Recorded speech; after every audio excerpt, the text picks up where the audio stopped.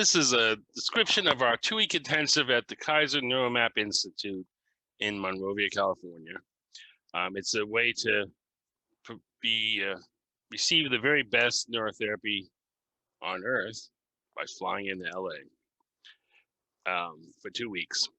So it's actually located in what I like to call small town LA, Monrovia, California. And you can see our office is up here in the top in the north, but it's within reasonable distance of those airports.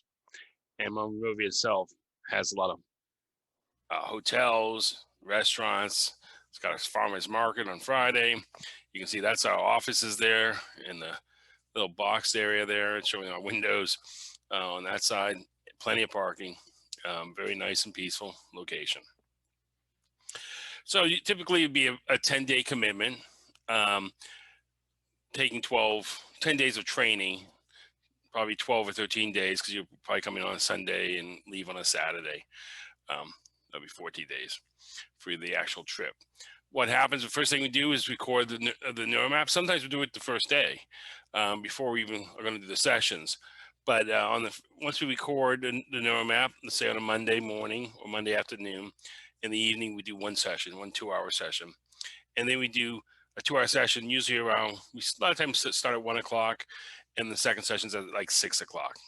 And we do a total of, depending how circumstances are, 9 or 10 2-hour sessions the first week. You get the weekend off, and then we do again 10 sessions for the last week. We'll do a brief remap, usually on before we start the Thursday training, to see what we're to dedicate the last 4 hours of training to, what parts of the brain need the most, and what has already changed. It doesn't need any more training. So our neurofeedback itself is very rewarding. You just watch movies, and it isn't the movie content per se. It's the visual presentation and the auditory presentation that's being used for operant conditioning of brainwaves. So we want to find engaging content, be it movies, TVs, documentaries, and they whenever your brain is doing the habit we want, the thing will be maximum. The volume will be maximum. The screen will be maximum. But whenever you're not providing the brain wave habit or pattern that we want, the screen will shrink, the volume will shrink, and your brain learns, especially what we like to call your preconscious part of the brain, not the volitional one, but the preconscious will start noticing when this happens and not do those habits. And it's a way of shaping you out of those habits. So EEG is highly coupled with cerebral blood flow. The scalp EEG is a good measure of what's going on beneath in terms of activity. And what we are typically working on is what's called the alpha range. The alpha range stands for the high end of the theta and the alpha range. And what happens is in delta activity and beta activity, and also gamma, if you've heard those terms, are associated with high blood flow to the neocortex. The alpha in the high theta is associated with low neocortical blood flow. And most people are coming in and putting too much blood flow literally into the neocortex, and what happens is the subcortex is getting deprived, and that's resulting in things like the subcortex goes into moments of fear or panic. It responds and reacts ways that the neocortex would not expect, and that's all causes a lot of our mental health issues. So this is a beautiful graph when I was 12 years old by Sturman and Bloomfield, showing how when you see these spindles, what is called sinusoidal sometimes, these could be alpha bursts, so this is a little bit faster than the alpha because it's on the motor strip. That is a sign that the blood is out of the neocortex. And when you have a lack of that spindle, what's called a desynchronized signal, there's a lot of blood flow in the neocortex. Well, the neocortex has 10 times more cells than the subcortex. So if it's feeding too strongly, the subcortex gets deprived and it will misbehave. And but by increasing this little spindle, how often it occurs, how often you suppress some of the feeding in the neocortex, there'll be just suppressing at 10%. We typically give the subcortex plenty of energy, plenty of resources, plenty of blood flow. And you can see what happens is there's a basic principle. If we're given our resources, we behave. If we are deprived of our resources, or our resources are threatened, we misbehave. And all this chatter, it's called chatter, that's the cells all running up to the front of the table trying to get some crumbs. Where here, they're behaving because all of the resources are being doled out evenly or equivalently. But this is what happens when we have the subcortex not being taken care of well. And with neurofeedback, we may take care of it. I can go. All right. So one of the things we often see is many people seeking neurotherapy overthink.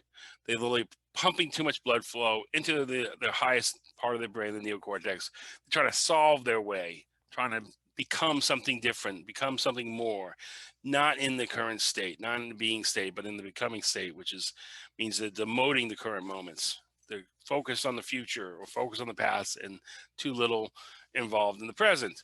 And so you can see often, here's 10 brain maps, just pulled out what's called the single Hertz arrays, and 9 out of 10 show this blue in the alpha range. That's a deficit of alpha activity, which means the brain is it's not doing enough resting. It's overfeeding up in the neocortex. Only this one case right here is it the person in a more balanced state.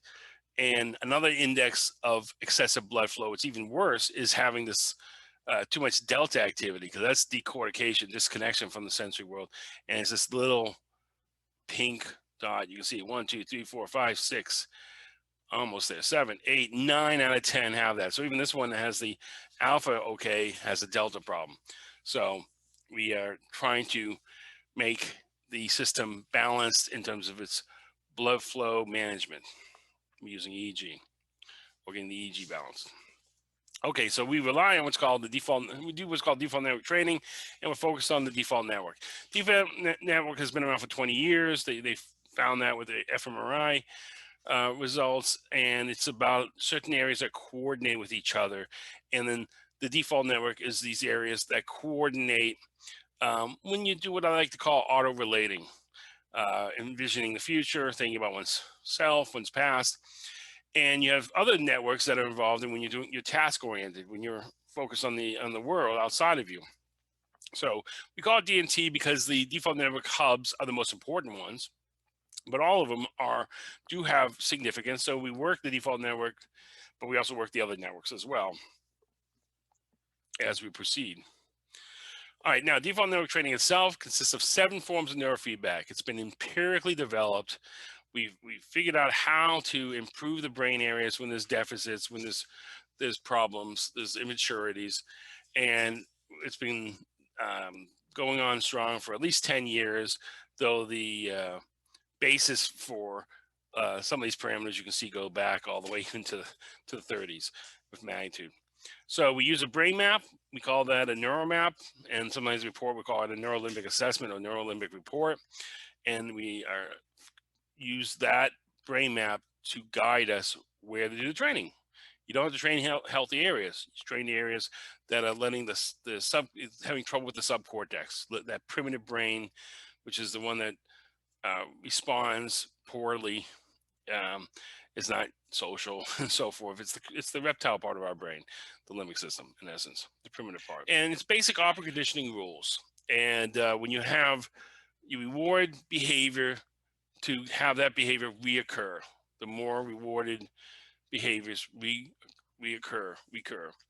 And this is just looking at how any creature has a repertoire, just like every brain has its own repertoire of behaviors, and you reward the behaviors you want, and not reward the ones you don't, reinforce the ones you don't want to see, and thus you can shape the behavior, and it works just as well for brain behavior as it does for motor behavior. So we have this Neuromap that's a very reliable assessment of what's going on in someone's brain.